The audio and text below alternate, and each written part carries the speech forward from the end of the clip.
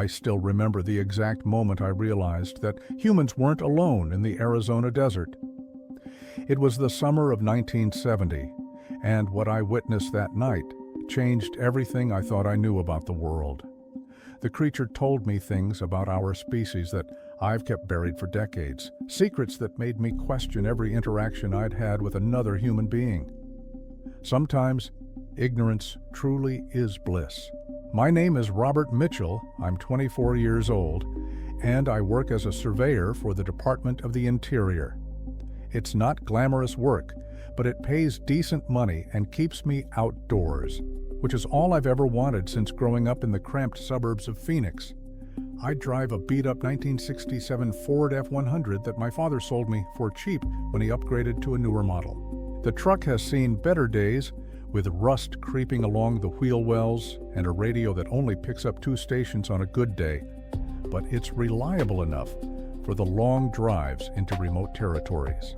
The assignment that brought me out to the Navajo Nation in northeastern Arizona was supposed to be routine. My supervisor, a gruff man named Bill Henderson, had handed me a stack of topographical maps and coordinates for potential water pipeline routes. The government was planning infrastructure improvements for some of the more isolated communities, and they needed updated land surveys. I'd be working alone for 3 weeks, camping in different locations and taking measurements during the day. I'd packed everything into the bed of my truck: a canvas tent, sleeping bag, Coleman lantern, canned goods, a cooler full of ice and beer, my surveying equipment, and a Polaroid camera my girlfriend Linda had given me before I left. She'd kissed me goodbye at my apartment and made me promise to take pictures of the desert landscape. Linda was studying art at Arizona State and had a fascination with natural scenery that I found endearing, even if I didn't quite understand it. The drive from Phoenix took nearly 6 hours, and by the time I reached my first survey point, the sun was beginning its descent toward the horizon. The landscape out here was dramatically different from the city: vast expanses of red rock formations, scattered juniper trees, and an overwhelming sense of emptiness that was both peaceful and slightly unnerving. I'd grown up hearing stories about the Navajo Nation, mostly respectful accounts from my father who'd worked construction jobs out here in the 50s, but also whispered tales from kids at school about strange things that happened in the desert after dark. I set up camp near a dried creek bed, figuring the flat ground would be comfortable and the natural depression would provide some shelter from the wind. The tent went up easily enough. I'd practiced in my backyard a dozen times before the trip, and I arranged my supplies in an organized manner inside. My surveying work would begin the next morning, so I spent the remaining daylight gathering dried brush for a fire and heating up a can of beef stew on my portable camping stove.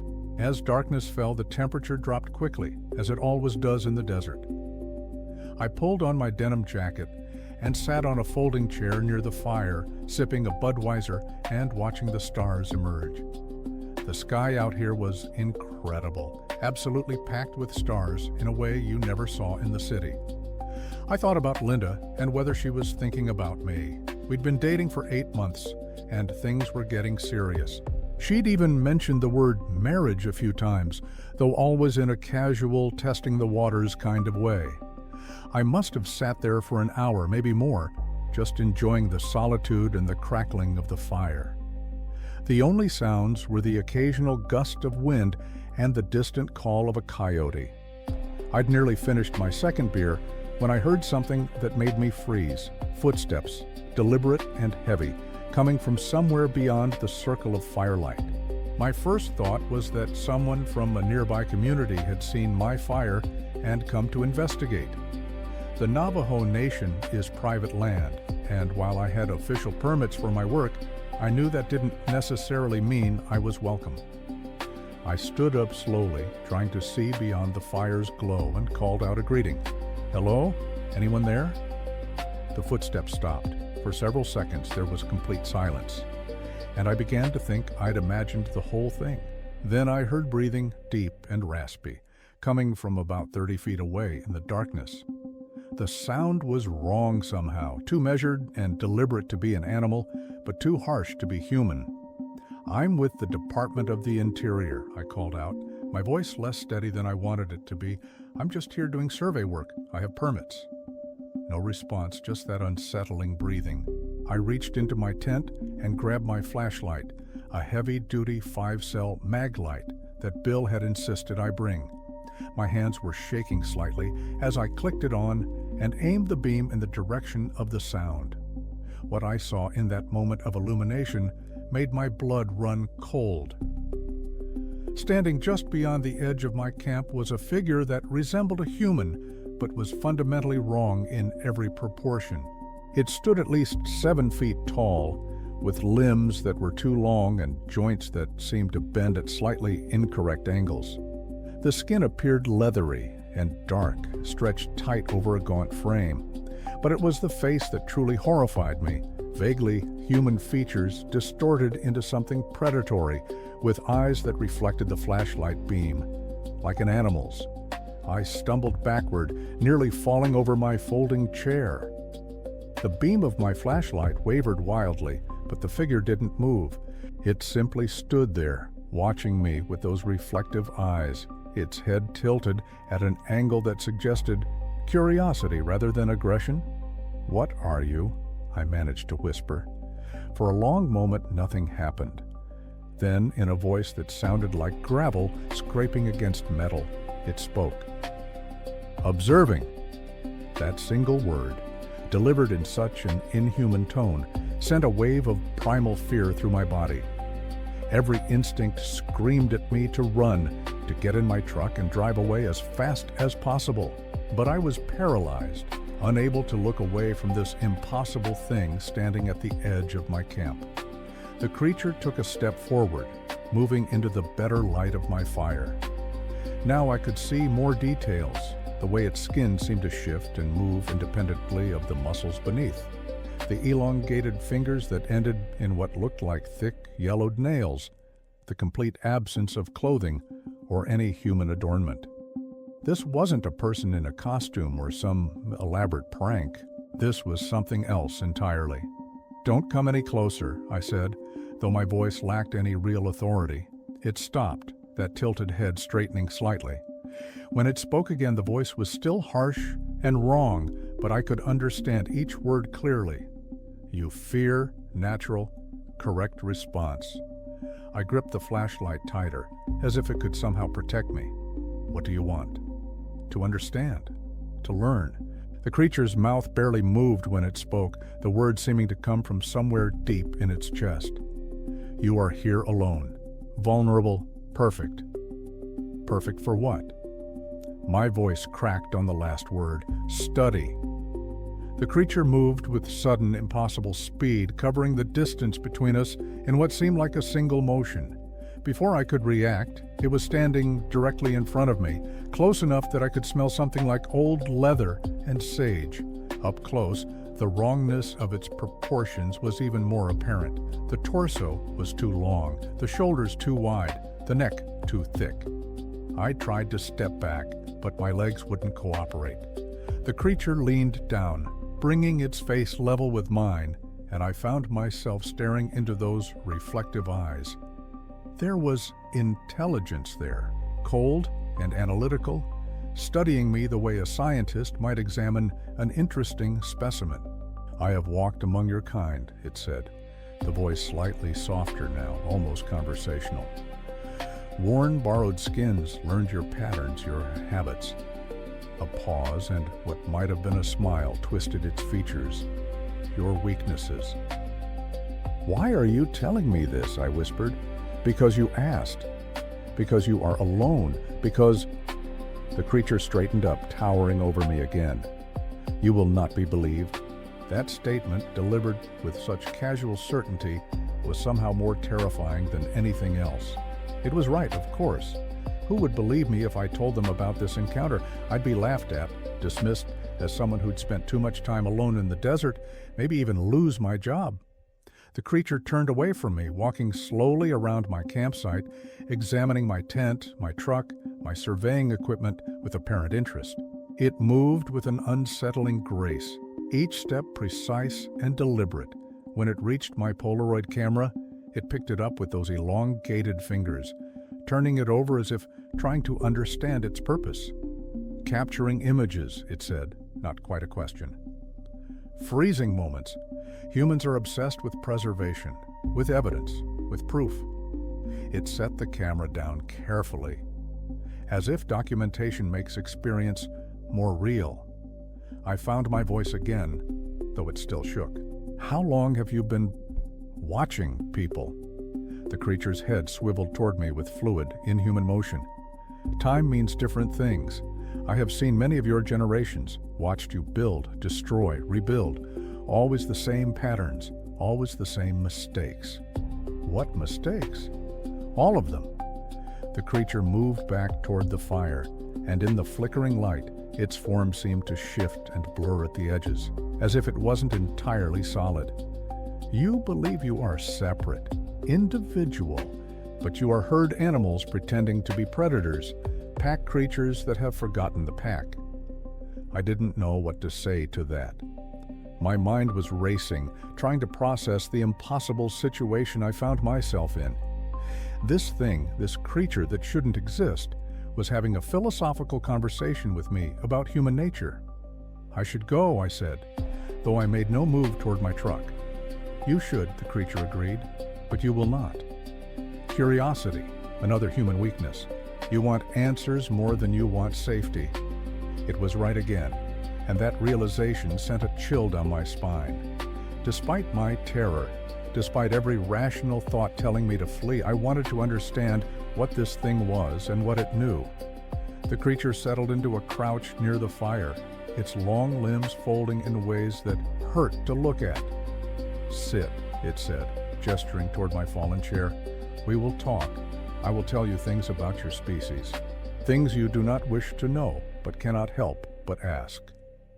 I hesitated for only a moment before picking up my chair and sitting down. My legs were grateful for the support. The creature watched me with those reflecting eyes, and in the firelight, I could see its expression, not hostile, not friendly, but intensely focused. What are you? I asked again, the question that had been burning in my mind since that first glimpse. The creature made a sound that might have been a laugh. Your people have names: Skinwalker, Ye Naldlushi, Shapeshifter, all inadequate, all missing the truth. Which is? I am what remains when humanity is stripped away. I am the mirror you refuse to look into. It leaned forward slightly.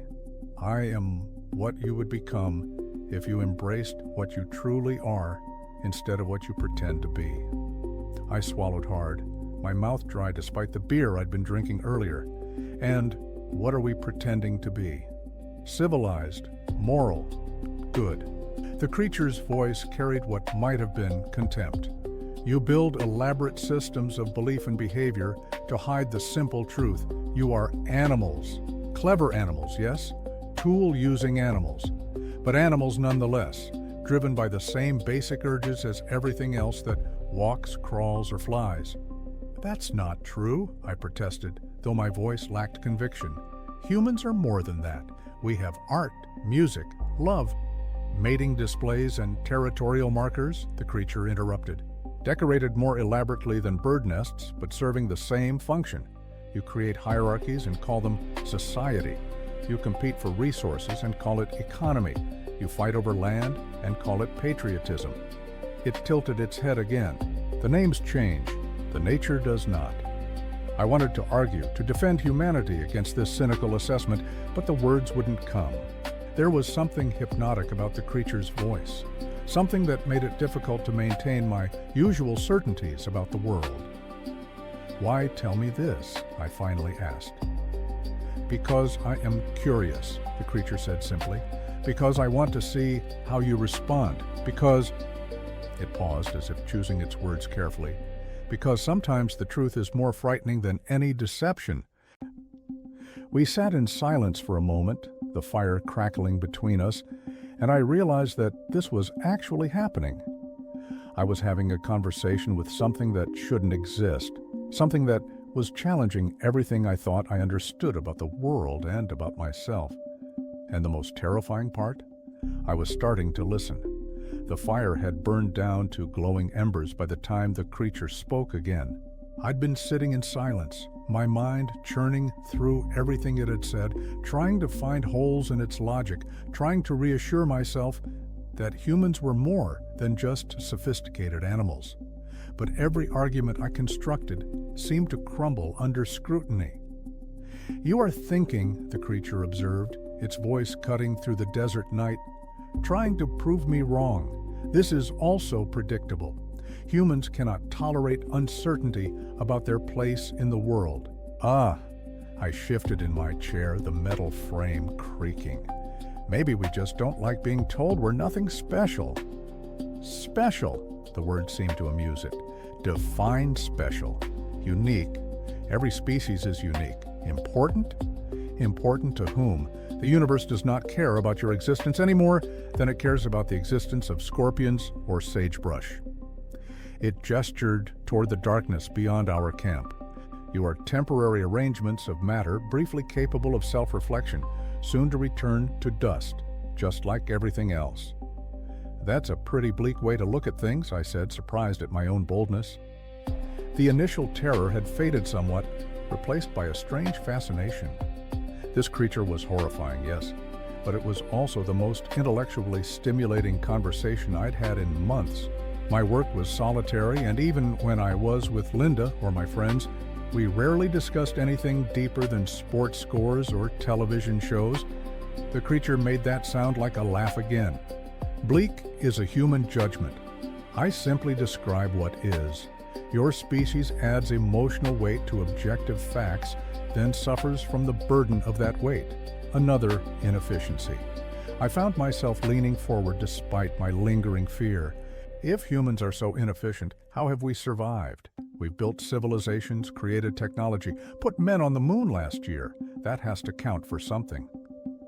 Survival is not special. Bacteria survive.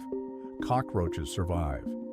Your technological achievements are impressive for a species barely past infancy, yes, but they change nothing fundamental about what you are. The creature's eyes caught the ember light, twin points of reflection in the darkness. "You believe that because you can split atoms and send machines into space, you have transcended your animal nature. But watch how you behave when resources become scarce. Watch how quickly civilization disappears when food runs out or water dries up.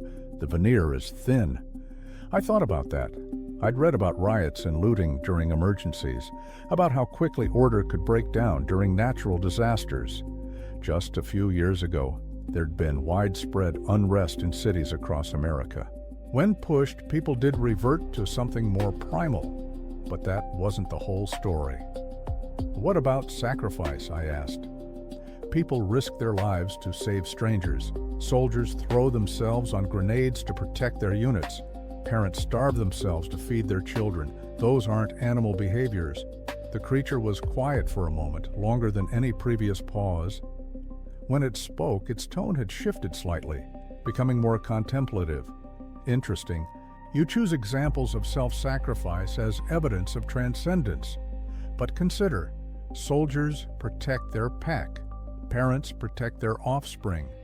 Even saving strangers can be explained by reciprocal altruism, the instinct that helping others increases the likelihood that you will be helped in return.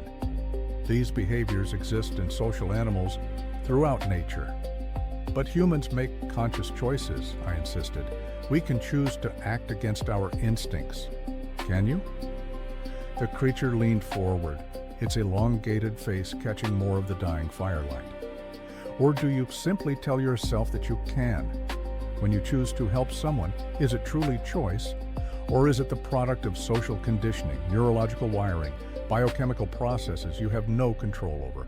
You experience the sensation of choice. But where does that sensation come from? Who is the you that chooses?" The question made my head hurt. I'd never really thought about consciousness that way, never questioned whether my sense of free will was real or just an elaborate illusion.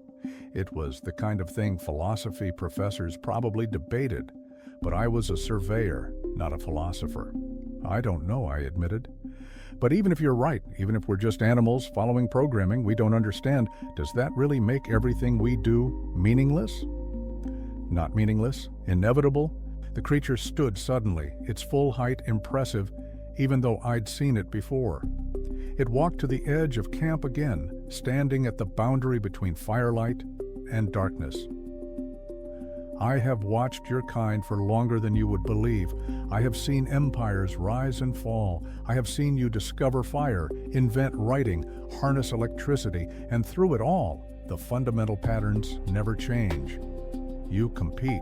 You cooperate when it serves competition. You create hierarchies. You defend territory. You mate and reproduce and die. And the next generation does exactly the same. Then why do you watch us? I asked. If we're so predictable, why bother? The creature turned back toward me, and for the first time, I sensed something like emotion in its posture. Because predictable does not mean simple. Because I'm trying to understand something that has puzzled me for decades. What's that? Why you lie to yourselves so completely? The creature moved closer again, and I forced myself not to flinch. Other animals accept what they are. A wolf knows it is a predator. A deer knows it is prey. But humans construct elaborate fantasies about their nature, then act shocked when reality intrudes. You are the only species that seems fundamentally dishonest with itself. I didn't have a good answer to that. It was true that we told ourselves comforting stories, that we were civilized, that we were good, that we were special. And it was true that reality often contradicted those stories. The news was full of wars, crimes, betrayals, but it was also full of kindness, creativity, progress. Maybe we need those lies, I said quietly. Maybe believing we're better than we are is what helps us become better. The creature cocked its head, that unsettling gesture I was starting to recognize as a sign of interest. Explain. If we accepted that we were just animals, why would we try to be more? The fact that we aspire to something higher, even if we fail most of the time, maybe that's what makes us human. Maybe the lie is the point. Silence stretched between us. The creature remained motionless, those reflective eyes fixed on me with an intensity that made my skin crawl. I'd said something that interested it, I could tell, but I had no idea whether that was good or bad. That, it finally said, is the most intelligent thing you have said tonight, and the most disturbing. Disturbing how? Because it suggests that your self-deception might be adaptive rather than maladaptive, that lying to yourselves about your nature might be the very thing that allows you to transcend that nature. The creature seemed to consider this. I had not thought of it that way. A cool wind swept through the camp, making the embers flare briefly. I pulled my jacket tighter and glanced at my watch. Nearly midnight. I'd been talking to this impossible creature for hours, and the surreal quality of the situation was starting to hit me. Tomorrow morning, would I even believe this had happened? What's it like? I asked suddenly. Being what you are? The creature regarded me for a long moment. Why do you ask? Because you've been studying us, learning about humans, but I don't know anything about you, about what you experience, what you want, what you feel, if you feel anything. I feel. The creature's voice was softer now, almost thoughtful. Not as you do, perhaps. My emotions are slower, deeper, more like geological processes than weather patterns. But I feel curiosity. I feel satisfaction when I understand something new. I feel something like loneliness, though I am not certain that is the correct word. Loneliness? I was surprised. But there must be others like you. No. The single word was heavy with certainty. I am alone, the last. There were others once, but they are gone. Some were hunted. Some simply faded as the world changed. And some, it paused. Some chose to stop. Stop? You mean they ended themselves? Yes. The creature's gaze seemed to focus on something far away. Existence without purpose becomes burden. When the world you understood no longer exists, when everything familiar has been replaced by the strange and new, some choose not to continue. I felt an unexpected surge of sympathy for this terrifying being. Despite its inhuman appearance and disturbing philosophy, it was describing something achingly human, the experience of being left behind by a changing world, of outliving your time and place. "Is that why you watch humans so closely?" I asked. "Because you're trying to find purpose?" The creature's attention snapped back to me. "Perhaps, or perhaps I watch because I have nothing else. What is the observer without something to observe? What is a student without lessons to learn?" It moved closer to the dying fire, and in the faint glow, its features seemed almost sad. "Your species is endlessly fascinating because you are endlessly contradictory. You build and destroy. You love and hate. You cooperate and betray. You are capable of great wisdom and stunning stupidity, often simultaneously." "Sounds exhausting," I said, trying for humor. "It is." The creature surprised me with what seemed like agreement. "But it is also the only thing that makes existence bearable.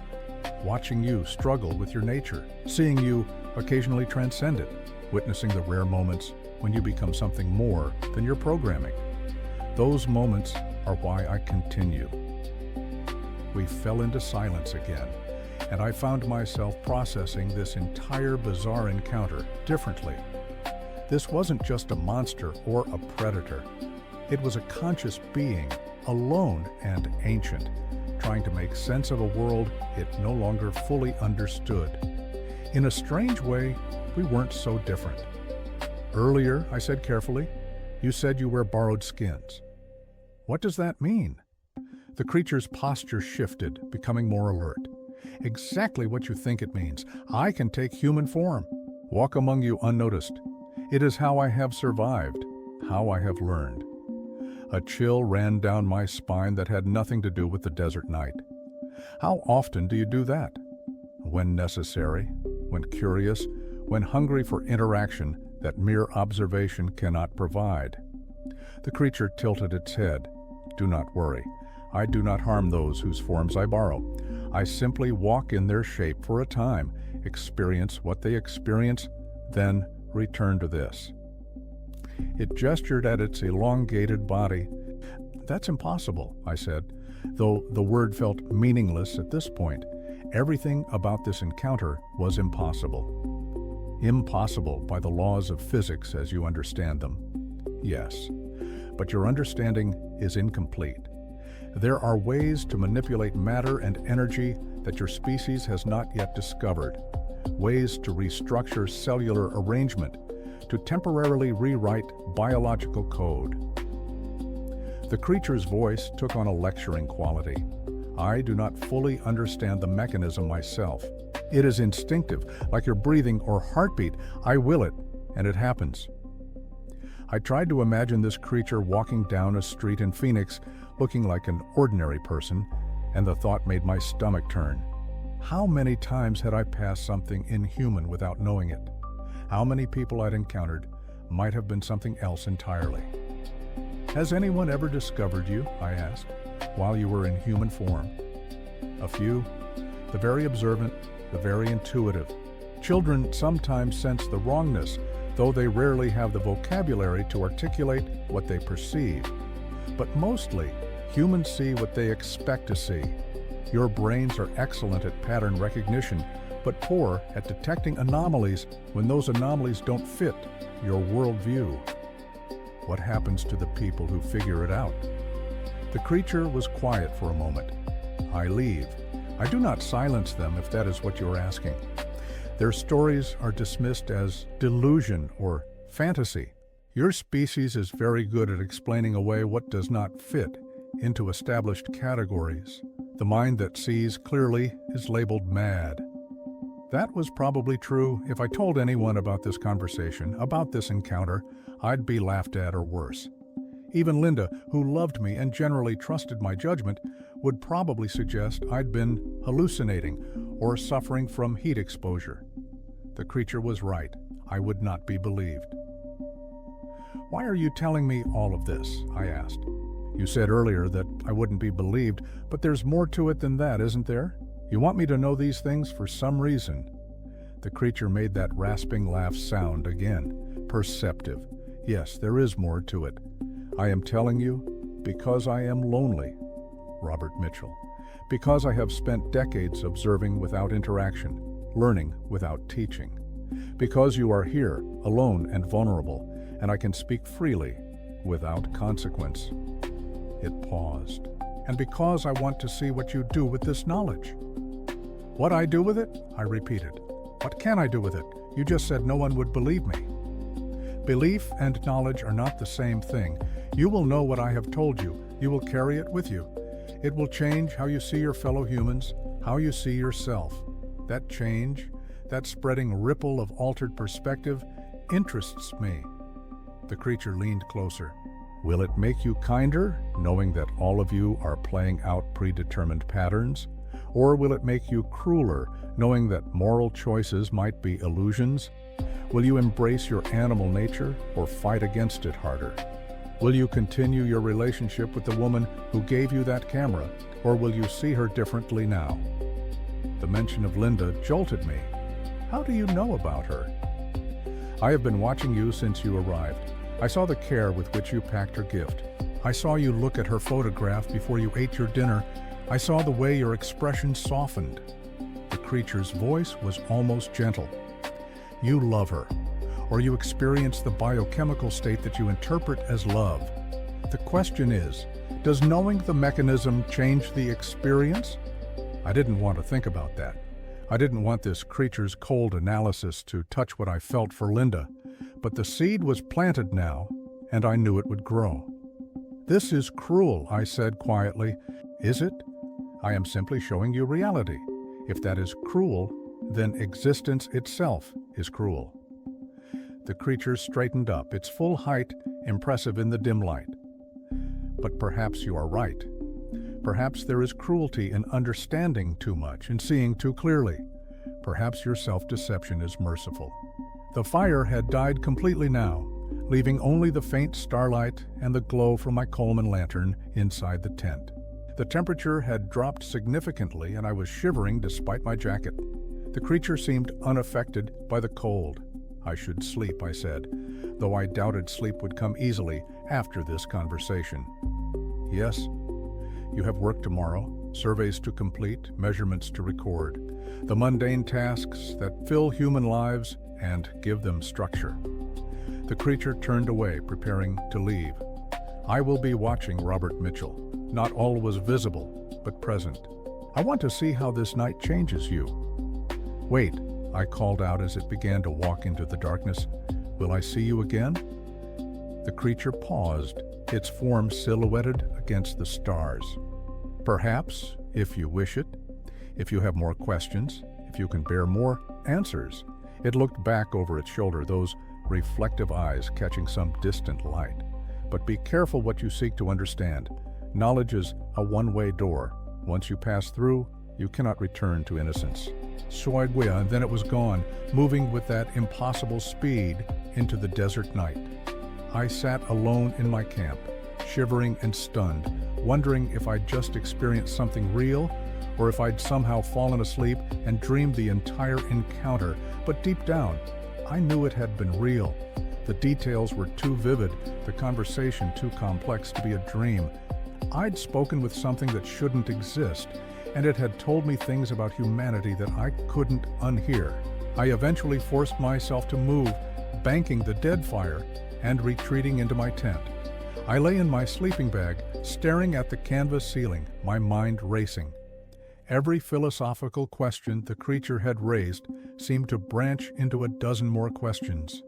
Every certainty I'd held about human nature now seemed questionable. As I finally began to drift toward an uneasy sleep, I found myself thinking about what it had said regarding self-deception. Maybe we did lie to ourselves about what we were.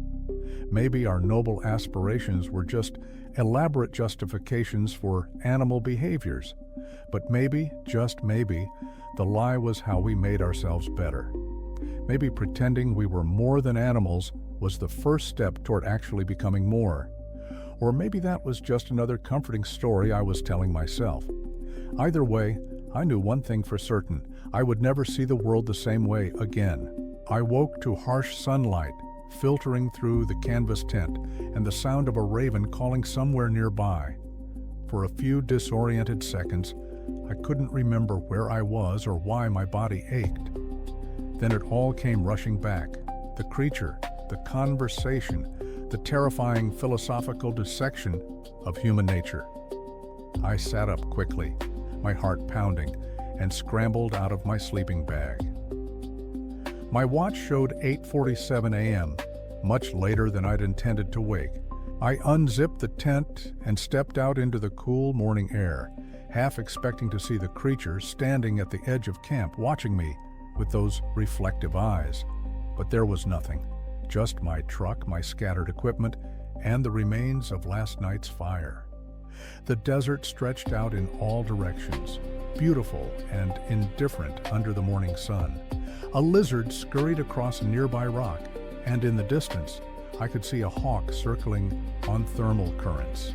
I walked slowly around the campsite, looking for any evidence of the encounter: footprints, disturbed ground, anything that would prove I hadn't imagined the whole thing. But the sandy soil showed only my own boot prints and the tire tracks from my truck. It was as if the creature had never been there at all. Except I knew it had been. The memory was too clear, too detailed. I could still hear its voice, that harsh, grinding sound forming words. I could still see the way it moved, the impossible proportions of its body, and I could still feel the intellectual vertigo it had induced, the sense that everything I'd believed about humanity had been turned inside out. I made coffee on my camping stove, hand shaking slightly as I measured out the grounds, and filled the percolator with water from my canteen. The familiar routine was comforting, something normal and mundane to anchor myself to reality. While the coffee brewed, I heated up a can of beans and ate them directly from the pot, barely tasting the food. My surveying work was supposed to start today. I had coordinates to reach, measurements to take, documentation to complete. Bill Henderson expected regular progress reports, and I'd promised to check in from the trading post in Chinle every few days. Normal work, normal responsibilities, the kind of structure the creature had dismissed as meaningless routine. But how was I supposed to focus on transit levels and topographical measurements after last night? How was I supposed to care about pipeline routes when I'd been told that all human endeavor was just sophisticated animal behavior? I poured myself a cup of coffee and sat in my folding chair, the same chair I'd occupied during the conversation. The morning was quiet, except for the wind and occasional bird calls. I thought about Linda back in Phoenix, probably in class right now, taking notes on color theory or composition. She had no idea what I'd experienced, no inkling that the world contained things that defied explanation. Should I tell her?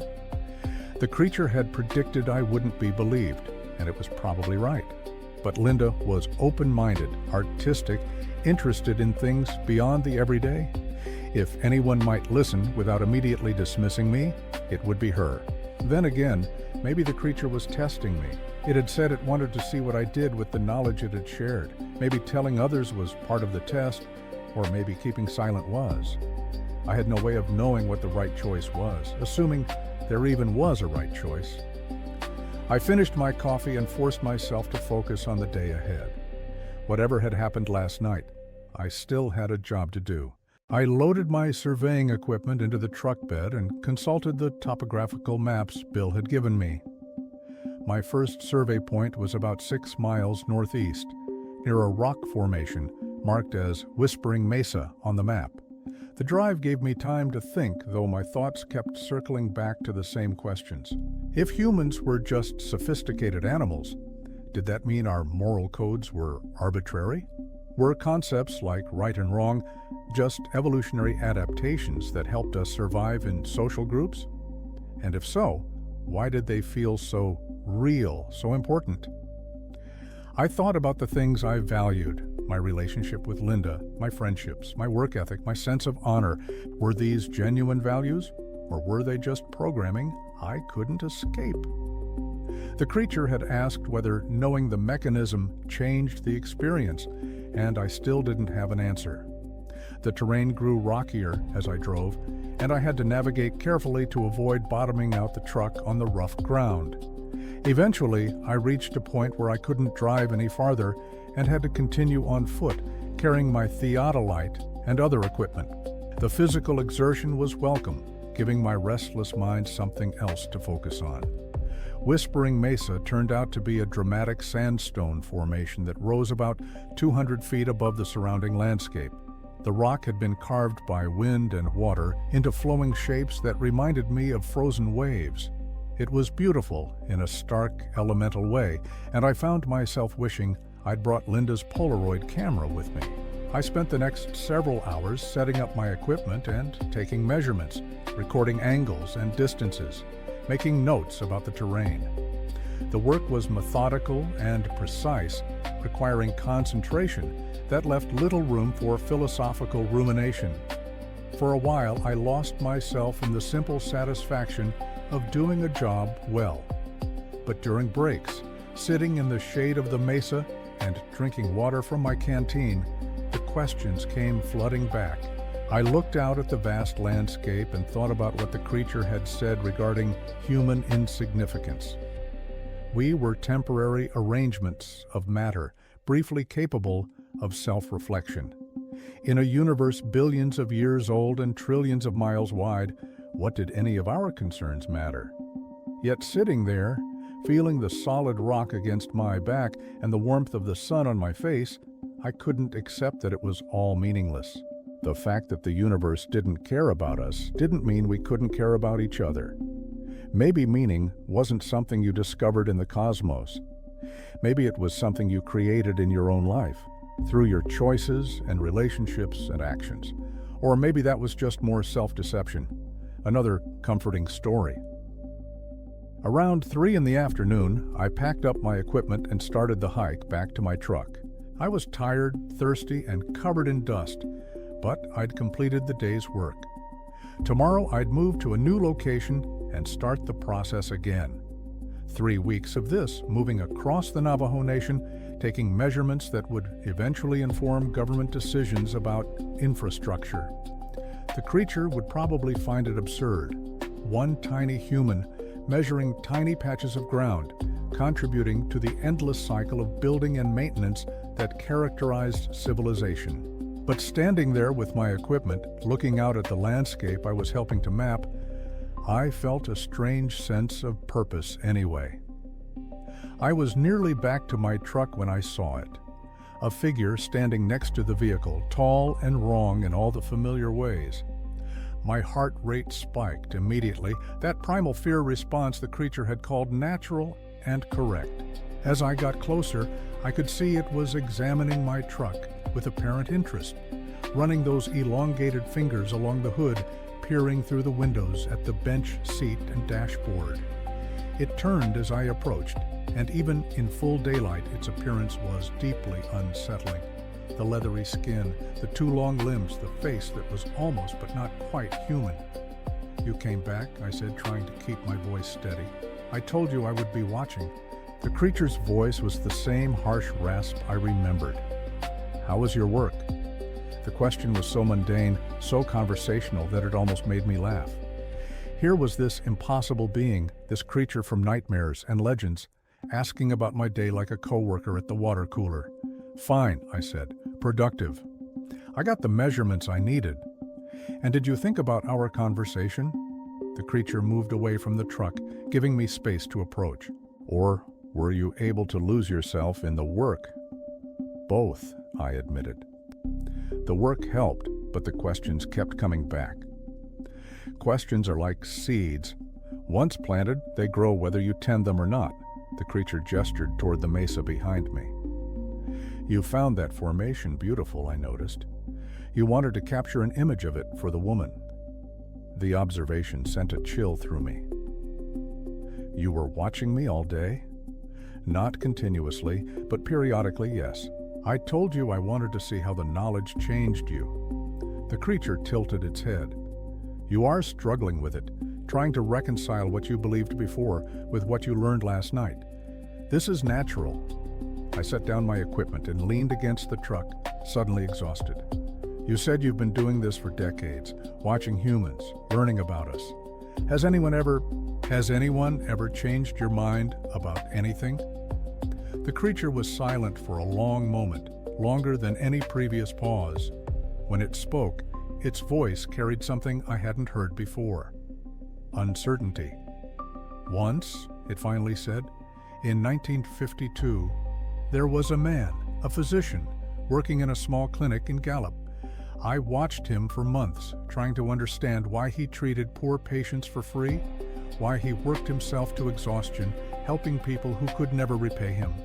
The creature moved closer, its reflective eyes fixed on some distant memory. I eventually took human form and spoke with him, much as I am speaking with you. I challenged his altruism, suggested it was just sophisticated selfishness, a way to feel superior or earn social status. What did he say? He agreed with me. The creature's response was unexpected.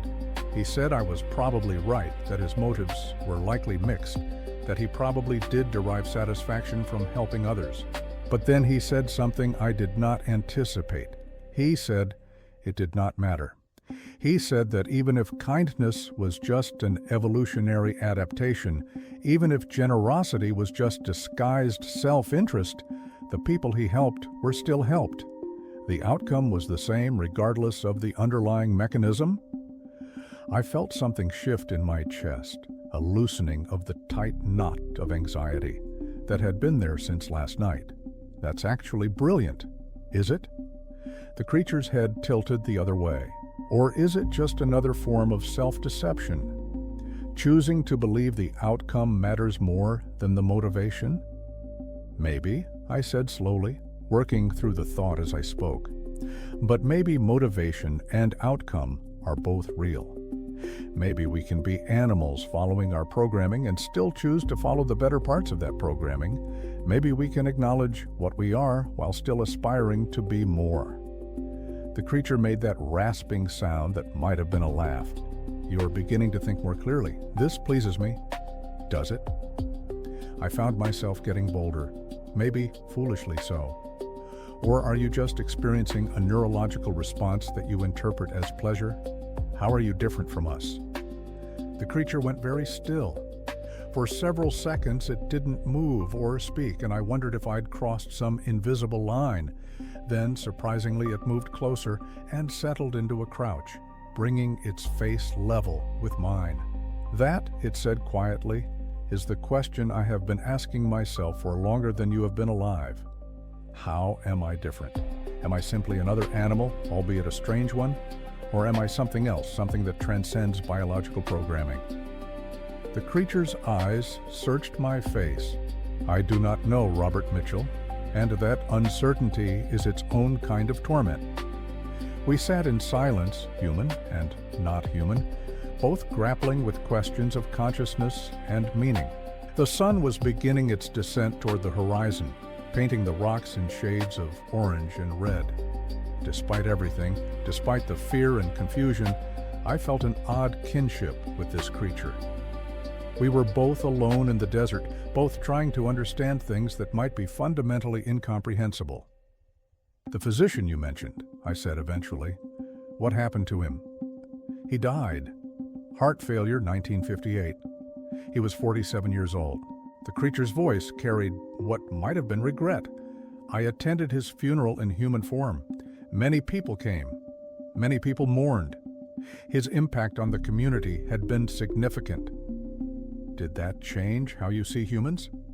It complicated my view, made it harder to dismiss you all as simple automatons, but it also raised new questions. If one human could be genuinely good, why were so many others cruel or indifferent? If altruism was possible, why was it so rare? Why did knowing of his goodness not inspire others to similar action? Maybe it did, I suggested.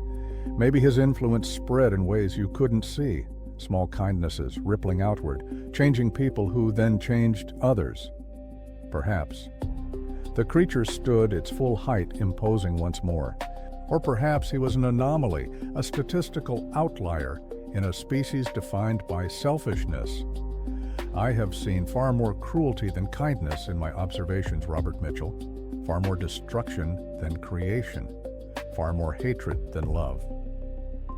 I thought about that, about the news reports of war and crime, about the casual cruelties people inflicted on each other every day. The creature wasn't wrong, but it wasn't completely right either. You're looking at the extremes, I said, the dramatic stuff.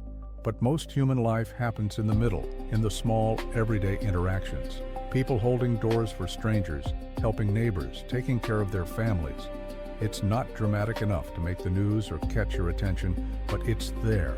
It's most of what we are. The creature considered this. Small kindnesses, mundane decencies. You believe these outweigh the larger cruelties? I don't know if they outweigh them, but they're part of the picture too. You can't understand humans by only looking at our worst moments or even our best ones. You have to look at the average, the everyday, the boring middle, where most of us actually live. Show me, the creature said suddenly. What? Show me this everyday humanity you speak of. Take me to where humans gather and interact. Let me observe these mundane kindnesses. The creature's voice held a note of challenge. If you are correct, if I have been missing something essential by focusing on extremes, then show me. I blinked, caught off guard by the request. You mean like a town? You want to go into town? In human form, yes. Tomorrow. There is a trading post, Chin-Li, where you were planning to check in with your supervisor. Take me there. Let me see normal human interaction, not crisis or drama, but the everyday patterns you claim define your species. It was a strange request, possibly dangerous, definitely weird. But it was also an opportunity. If I could somehow demonstrate the essential decency of most people, maybe I could change this creature's cynical view. Maybe I could prove that humans were more than just sophisticated animals, that we were capable of genuine goodness. Or maybe I'd just confirm everything it already believed and make things worse. Okay, I heard myself say. Tomorrow morning, I'll drive into Chin-Li, and you can come with me in human form. The creature nodded, a gesture it must have learned from observing people. I will meet you at dawn. We will see what we see. And then it walked away into the gathering darkness, leaving me alone with my truck and my equipment and my racing thoughts about what I'd just agreed to do. I barely slept that night. Every sound outside my tent seemed amplified. The rustle of wind through sage, the scurrying of small animals, the distant howl of coyotes. Each time I started to drift off, my mind would jolt awake with questions about the next day. What if the creature's human form wasn't convincing enough? What if someone sensed something wrong? What if I was making a terrible mistake? Around 5:30, I gave up on sleep entirely and crawled out of my tent. The sky was just beginning to lighten in the east, stars fading as dawn approached. I made coffee and forced myself to eat some crackers with peanut butter, though my stomach was tight with anxiety. The creature appeared just as the sun broke over the horizon, stepping into my camp from the direction of a small arroyo. But this time, it looked human. The transformation was perfect and deeply unsettling. It had taken the form of a man in his mid-30s, maybe 6 feet tall, with dark hair and weathered features that suggested someone who spent time outdoors. It wore jeans, work boots, and a plaid shirt that looked like they'd come from a Sears catalog. Everything about the appearance was unremarkable, exactly the kind of person you'd see in any small town in the Southwest. But the eyes were wrong. They looked human enough at first glance, brown, normal, but there was something in the way it held eye contact, something too steady, too analytical. It was like looking at a very good painting of a person rather than an actual person. "Will I pass?" it asked. And even the voice was different, deeper, more resonant, with a slight Western drawl. "You look human," I said carefully, "but there's something, I can't explain it exactly. Something in the way you move, maybe. It's almost right. but not quite. The creature nodded and made a subtle adjustment to its posture, letting its shoulders slump slightly, shifting its weight from one foot to the other. Suddenly, it looked completely natural, like someone who'd just walked up to my camp and was waiting for coffee. "Better?" it asked. "Much better. How do you do that?" "Practice, observation. I have been watching humans for a very long time." Robert Mitchell. "I know how you stand when you are tired, how you move when you are comfortable, how you hold your bodies differently in different social situations." He, I should probably think of him as he now, gestured toward my truck. "Shall we go?" The drive to Chinle took about 40 minutes. The creature sat in the passenger seat, watching the landscape pass with apparent interest. Occasionally, it would ask questions about the truck's mechanics, about the roads, about the power lines we passed. The questions were intelligent but basic, as if it understood the underlying principles but was unfamiliar with these specific implementations. "You said you've been watching humans for decades," I said as we drove. "But you seem surprised by some of this technology. Haven't you seen trucks and power lines before?" Seeing and understanding are different things. I know these objects exist and roughly what they do, but I have never operated one or studied one closely. "Yeah." The creature turned those two steady eyes on me. "I observe human behavior, not human technology. The machines you build are less interesting to me than the reasons you build them." "And why do we build them?" "Control, comfort, the desire to impose order on chaos." The creature looked back out the window. "Every tool is an attempt to transcend your physical limitations, to become more than what evolution made you. It is both admirable and futile." I didn't respond to that. We were approaching the outskirts of Chinle now, and I needed to focus on the task at hand. The trading post was on the main road through town, a long, low building with a covered porch and hand-painted signs advertising groceries, hardware, and native crafts. I parked the truck and sat for a moment, gathering my courage. "Remember, you're just here to observe. Don't draw attention to yourself. Act normal." "Normal?"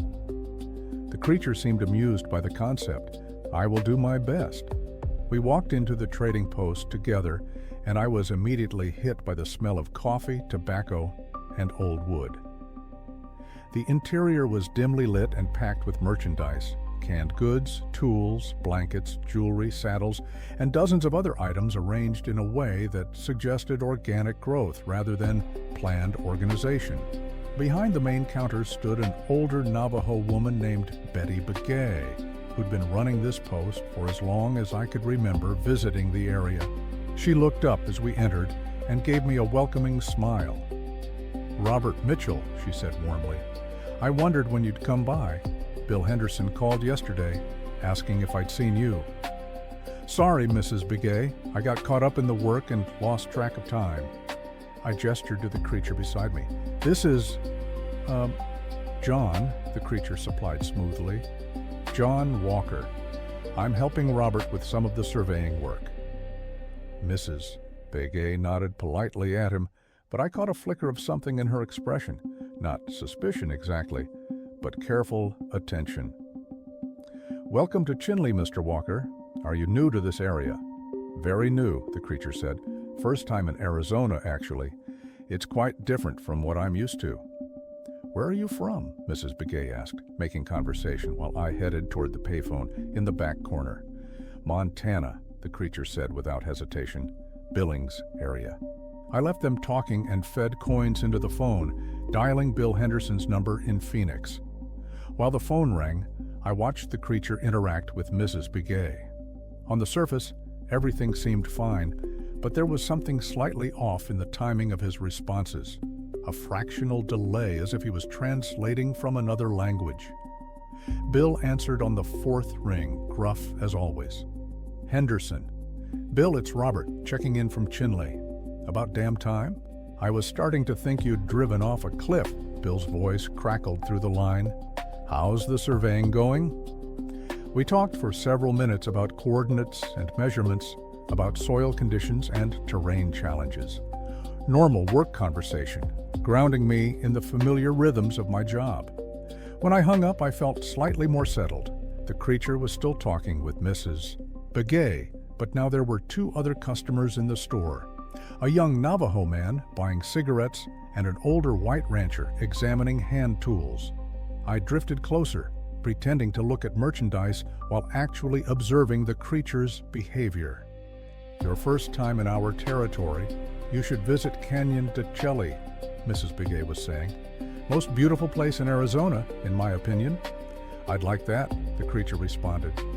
"Robert mentioned the natural formations here are remarkable." "They are. Ancient. My grandmother used to say the rocks remember everything, all the people who've passed through, all the stories." Mrs. Begay paused, studying the creature more closely. "You have an unusual way about you, Mr. Walker. Hard to place."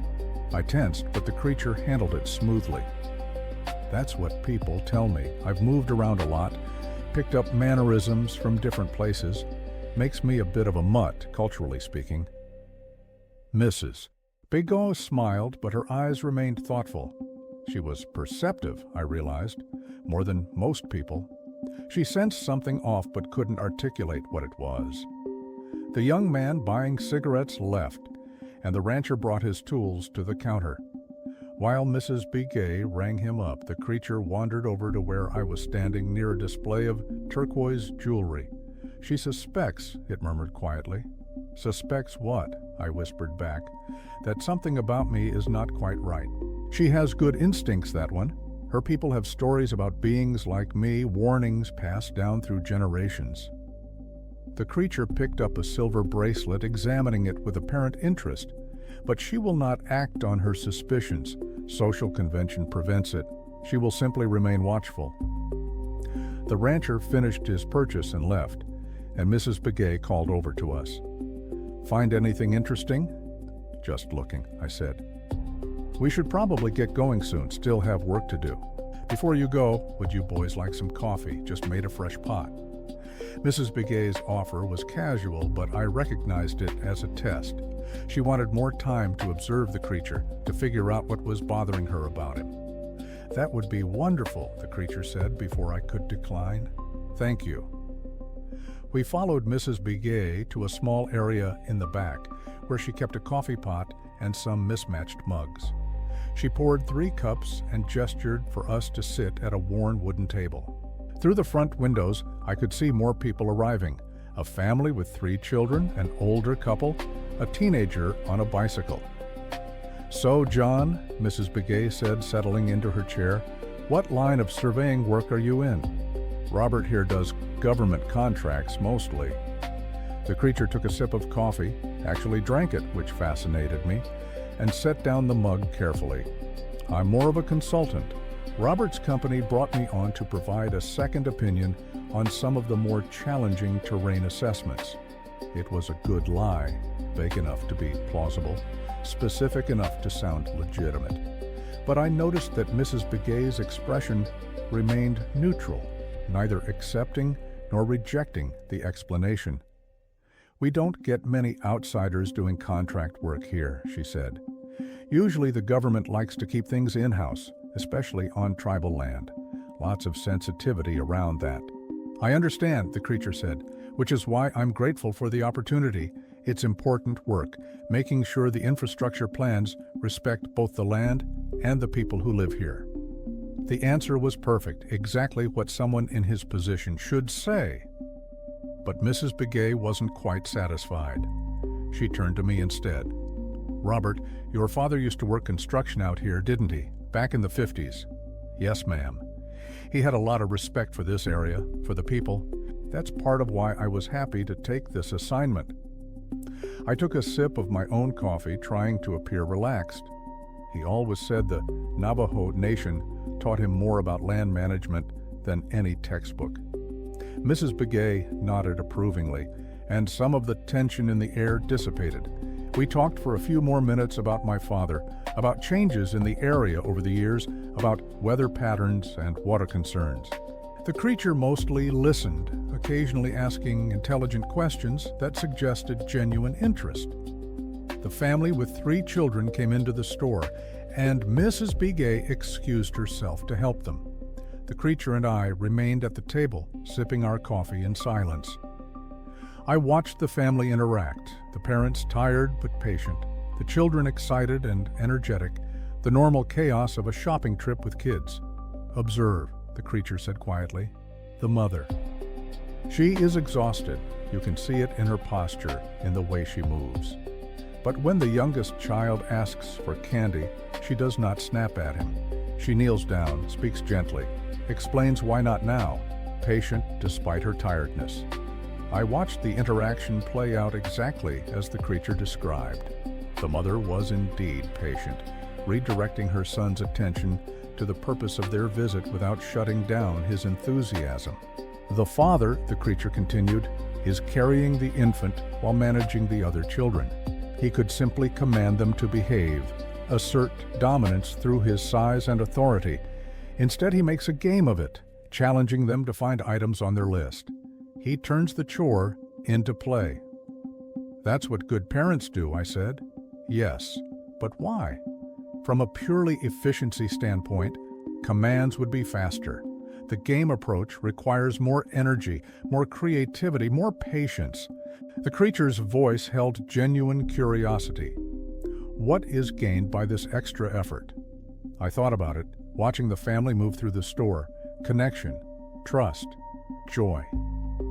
The kids are learning that shopping can be fun, that their parents care about their experience. They're building positive associations, creating memories. That matters more than efficiency. Does it? The creature turned those steady eyes on me. Or is that what you tell yourselves to justify the inefficiency? Before I could answer, one of the children, a girl maybe 6 years old, suddenly appeared at our table. She looked directly at the creature with the unsettling directness that only children possess. "You're wrong," she said simply. The creature went very still. "Wrong about what?" "I don't know, but something about you is wrong." The girl tilted her head, studying him with innocent intensity. "You look like a person, but you don't feel like one." My heart started pounding, but the creature remained calm. "What do I feel like?" The girl considered this seriously.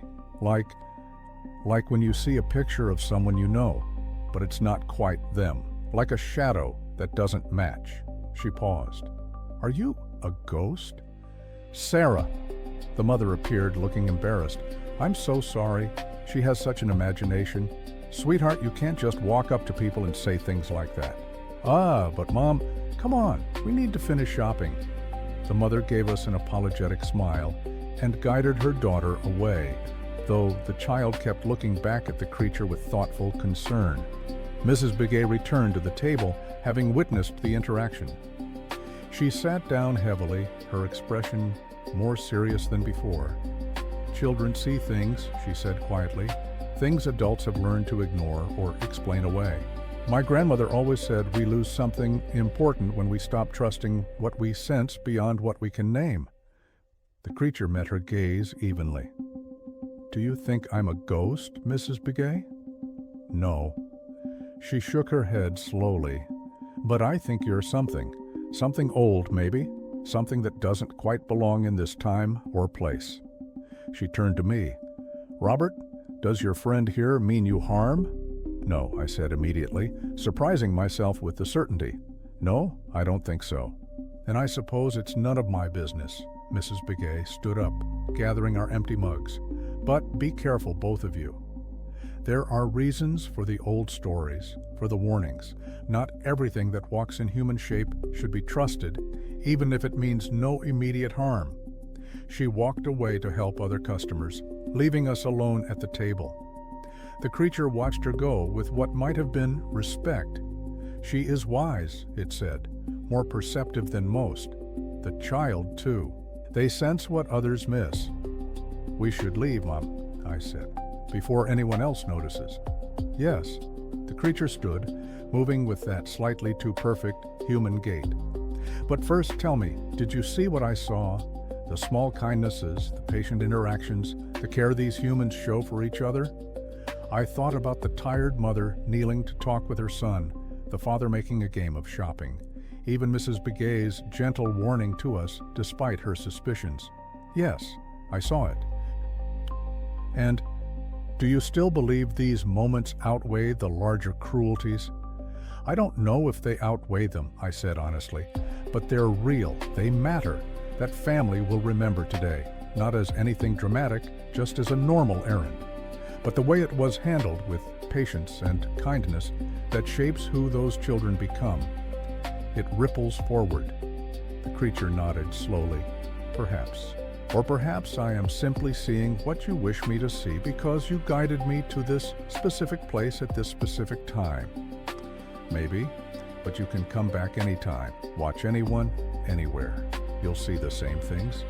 Most people, most of the time, are just trying to get by while being decent to each other. It's not dramatic, it's not newsworthy, but it's the truth about us. We left the trading post and walked back to my truck. As we drove out of Chinle, I couldn't shake the feeling that something important had happened in that brief visit, though I couldn't articulate exactly what. The creature was silent for several miles, watching the landscape pass. Finally, it spoke. The physician I told you about, the one in Gallup, he had children, 3 of them. I watched them grow up after he died, saw how his kindness shaped them, how they in turn treated others with similar patience and care. The creature's voice was thoughtful. I had dismissed it as simple mimicry, learned behavior passed down, but perhaps it is more than that. Perhaps these small moments accumulate into something larger. Maybe that's what culture is, I suggested. All those accumulated moments, those passed down patterns of treating each other, not perfect, not always kind, but tending towards something better than raw survival. Perhaps. The creature fell silent again, and we drove on through the desert afternoon, human and not human, both trying to understand what it meant to be conscious in a vast and indifferent universe. Tomorrow I would return to my surveying work, to the mundane task of measuring land and recording data. But something had shifted between us, some subtle change I couldn't quite name. The creature still didn't trust my optimistic view of humanity, and I still struggled with its cynical analysis. But maybe, just maybe, we were both learning something from each other. The remaining 2 weeks of my surveying assignment passed in a strange rhythm. During the days, I worked alone, taking measurements and documenting terrain features across the Navajo Nation. The work was solitary and methodical, giving me plenty of time to think about everything the creature had told me, everything I'd witnessed. But most evenings, the creature would appear at my camp, sometimes in its true form, that unsettling, elongated shape that seemed to violate natural law. Other times in human form, the man it called John Walker, though we both knew that wasn't really a name, just a convenient label. We talked about everything: philosophy, history, human nature, consciousness itself. The creature shared observations from decades of watching humanity, and I found myself arguing, defending, questioning. Sometimes I convinced it to reconsider its assumptions. More often, it forced me to reconsider mine. One evening, about a week after our visit to Chinle, I asked the question that had been bothering me since that first encounter. Why me? I was sitting by the fire, the creature crouched nearby in its true form. Out of all the people you could have revealed yourself to, why did you choose me? The creature was quiet for a long moment, its reflective eyes catching the firelight. Practicality at first. You were alone, isolated, unlikely to be believed if you spoke of this encounter. Safe, in other words. It paused, but also curiosity. You are young enough to still question your assumptions, old enough to have formed coherent views. You are educated, but not rigid. You love someone, which gives you investment in human connection. You were ideal for my purposes, which are understanding. The creature shifted position, those 2 long limbs folding in impossible ways. I have been alone for a very long time, Robert Mitchell. The others of my kind are gone. The world I knew has vanished beneath highways and power lines and strip malls. I am the last keeper of knowledge that no one values, the final observer of a species that does not wish to be observed so closely. There was something almost melancholy in its voice, a loneliness that transcended species. I felt that unexpected sympathy again, that recognition of shared isolation despite our fundamental differences. What happens when you're gone, I asked, when there's no one left who remembers what you were, what you knew? Nothing happens. The universe continues indifferently. Humans will continue their patterns without knowing they were ever watched so carefully. Knowledge will be lost, but knowledge is always being lost. Entire civilizations disappear, taking their understanding with them. The creature looked up at the stars. Perhaps that is mercy. Perhaps some knowledge is better forgotten. I don't believe that, I said firmly. Every perspective matters, even difficult ones, especially difficult ones. You've seen things about humanity that we can't see ourselves. Patterns we're too close to recognize. That's valuable. Is it? Or does it simply make existence more painful, seeing clearly when everyone else sees through comfortable fog? The creature's gaze shifted back to me. You have been changed by our conversations, Robert Mitchell. You question things you once accepted. You see patterns you once missed. Has this made you happier? I thought about that honestly.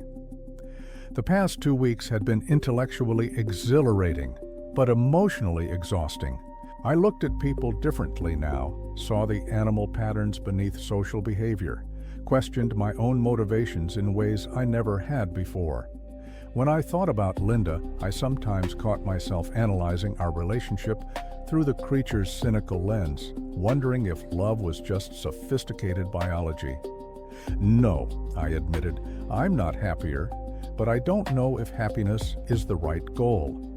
Maybe understanding is more important, even when it's uncomfortable. Spoken like someone who has not yet suffered the full weight of understanding. The creature stood, its full height impressive in the firelight. But I appreciate the sentiment, and I appreciate these conversations more than you might realize. It has been restorative, having someone to speak with, honestly. Over the next week, our conversations grew deeper and more personal.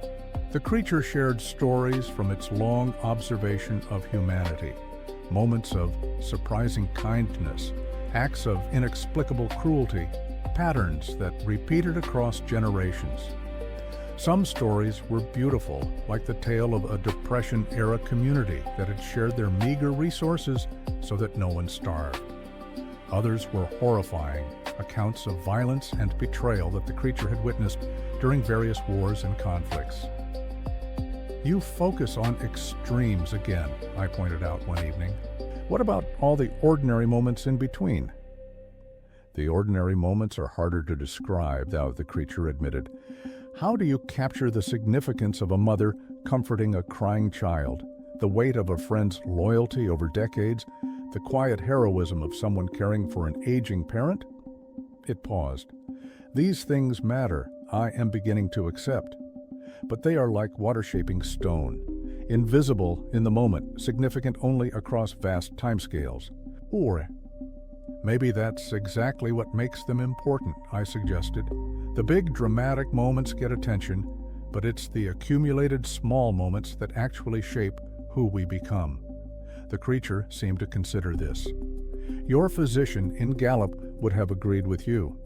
He once told me that medicine was not about the dramatic surgeries or miraculous cures, but about the daily practice of care, the relationship between healer and patient, built over time through small interactions. You said his children grew up to be kind, I reminded it. That's the small moments, accumulating into something larger. That's culture being passed down, not through grand gestures, but through everyday example. Perhaps the creature's voice held a note of something I'd learned to recognize as acceptance. I have spent so long trying to reduce humanity to simple patterns that I may have missed the complexity those patterns create when they interact. You are each individually predictable, perhaps, but collectively you generate something unexpected. It was the closest thing to optimism I'd ever heard from the creature, and it gave me a strange sense of accomplishment. Maybe our conversations had changed its perspective, even slightly. Maybe I'd shown it something about humanity that it had missed in its long, lonely observation. My final evening in the area arrived too quickly. Tomorrow I would pack up my equipment and drive back to Phoenix, back to Linda, and my regular life and the comfortable routines I'd left behind. The creature appeared at dusk, in human form this time, and we sat together watching the sun set over the desert. "Will you tell her?" it asked. "The woman who gave you the camera. Will you tell her about me?" I'd been thinking about that question for 2 weeks. I don't know.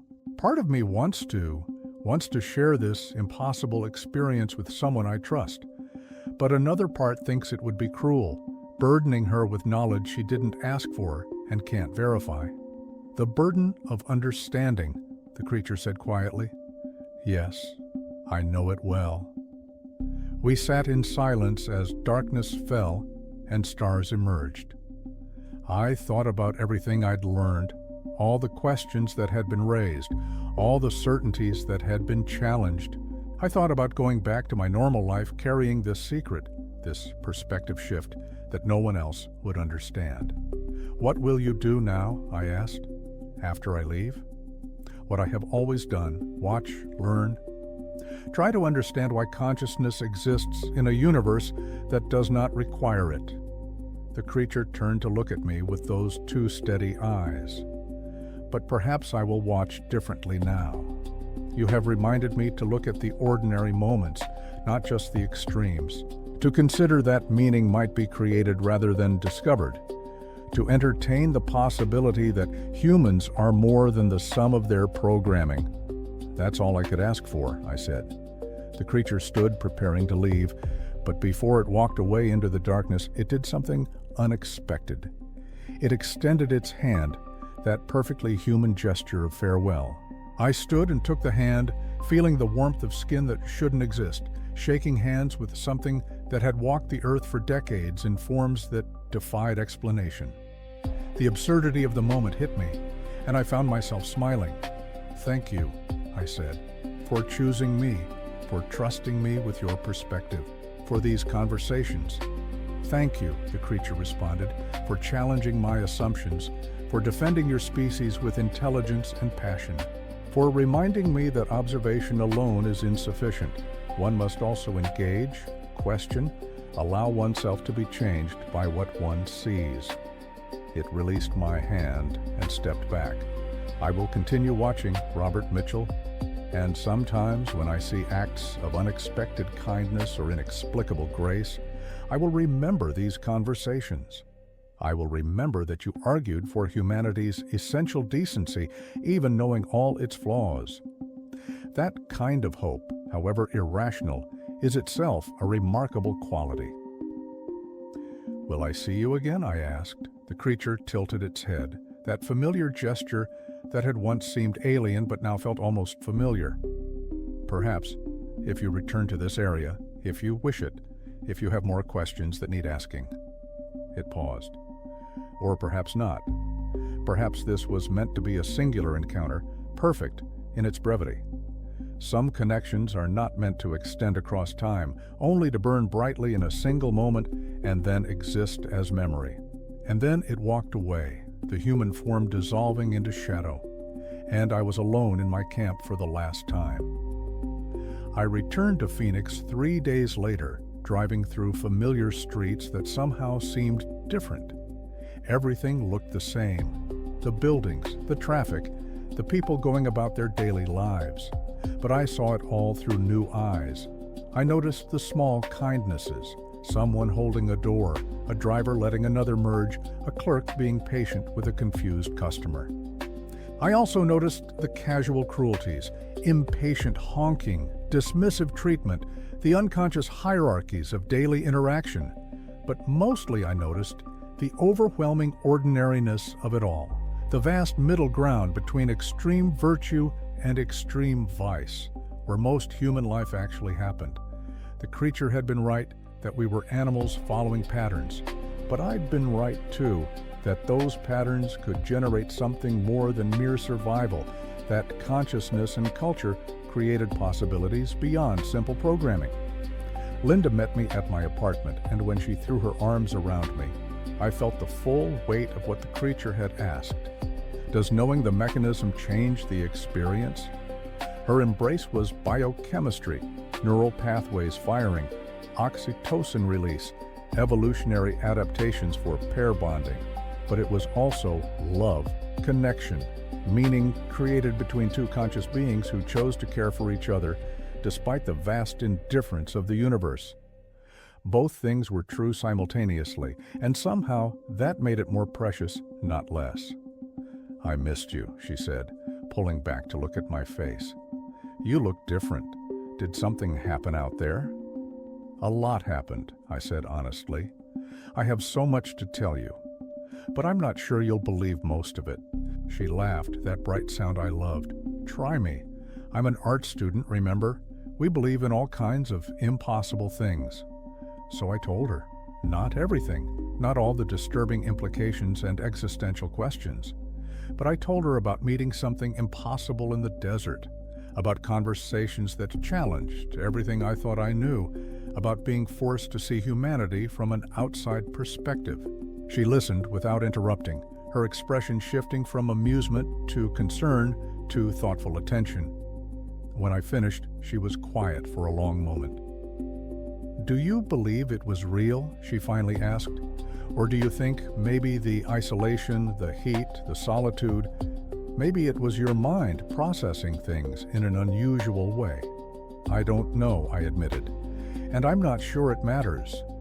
Real or imagined, the questions are still valid, the perspectives are still worth considering. Does it matter whether there was actually a creature, or whether my subconscious created one as a way to have conversations with myself?" Linda smiled. "That's very philosophical of you." 2 weeks alone in the desert will do that to a person," I said, pulling her close again. "But I'm glad to be home, glad to be with you, glad to remember that meaning isn't something you discover in the universe, it's something you create in your own life, through your choices and connections." "Did the creature tell you that?" she asked. "No, you did actually. You just didn't know it. Every time you've talked about art, about creating beauty for its own sake, about making meaning through creative expression, that's what you've been teaching me. That consciousness is a gift precisely because it allows us to create significance in an otherwise indifferent cosmos." We spent the evening together, talking and laughing and being ordinary in all the ways that actually mattered. And later, lying in bed with Linda asleep beside me, I thought about the creature alone somewhere in the desert, watching and wondering and trying to understand the species it had studied for so long. I hoped it was watching moments like this, two people choosing each other, creating meaning together, building something that transcended mere biology through the simple act of caring. Not dramatic, not newsworthy, just two humans being human in all the beautiful and flawed ways that defined us. The years have passed since that summer of 1970. I'm 48 now, married to Linda, father to two teenage children who challenge and delight me in equal measure. I've thought about the creature often over the decades, wondered if it was still out there somewhere, still watching, still trying to understand. I've never seen it again. Sometimes I wonder if I wanted to badly enough, if I returned to the right place in the desert and called out, whether it would appear, but I've never tried. Some encounters are meant to remain singular, existing as perfect memories rather than ongoing relationships. But the questions it raised have stayed with me. I still wonder about consciousness and free will, about whether we're animals or something more, about whether meaning is discovered or created.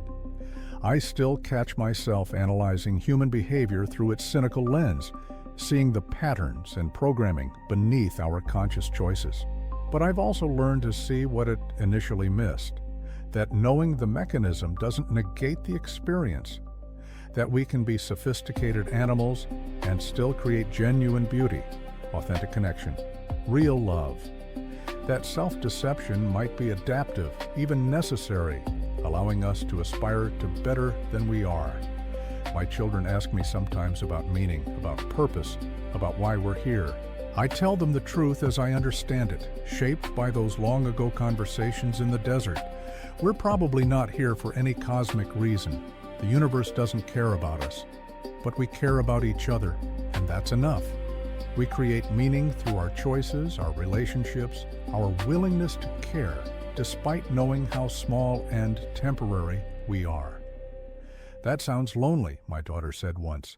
It is lonely, I agreed, but it's also liberating. We get to decide what matters.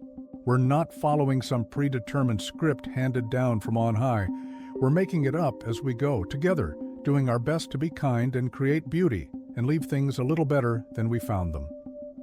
Do you think that's enough? She asked. I thought about the creature, about its loneliness and its search for understanding. I thought about the physician in Gallup who helped people even knowing his motives were probably mixed.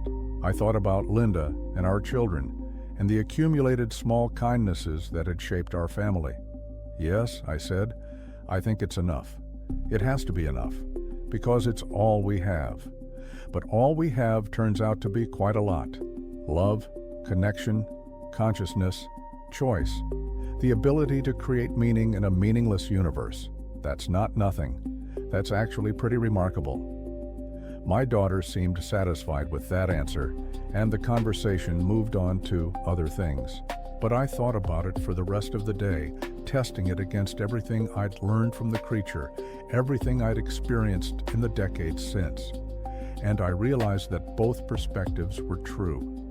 The creature was right that we're animals, following patterns we barely understand, creating elaborate justifications for biological imperatives.